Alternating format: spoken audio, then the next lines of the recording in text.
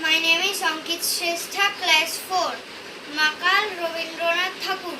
গৌর বর্ণ নদর দেহ, নাম শ্রীযুক্ত রাখাল। জন্ম তাহার হয়েছিল সেই যে বছর আকাল। গুরু মশাই বলেন তারে বুদ্ধি জেনে একেবারে দ্বিতীয় ভাগ পড়তে সারা 6 মাস ধরে নাকাল। রেগে মেগে বলেন বাদর, নাম দিলু তোর মাকাল।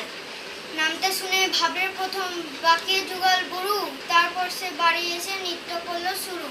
হঠাৎ ছেলের মাতন দেখি, সবাই তারে শুধোয় কি, সবাইকে সে জানিয়ে দিল নাম দিয়েছেন গুরু। নতুন নামে উৎসাহে তার বক্ষ দুরু দুরু। কোলের পরে বসিয়ে দাদা বলেন কানে কানে, গুরু মশাই গাল দিয়েছেন বুঝিস নি তার মানে।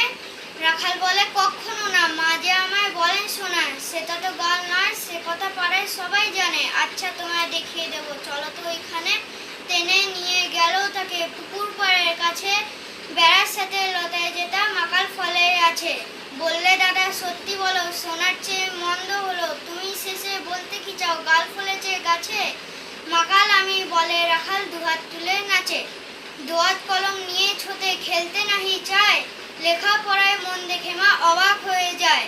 খাওয়ার বেলায় অবশেষে দেখে ছেলের কাণ্ড এসে,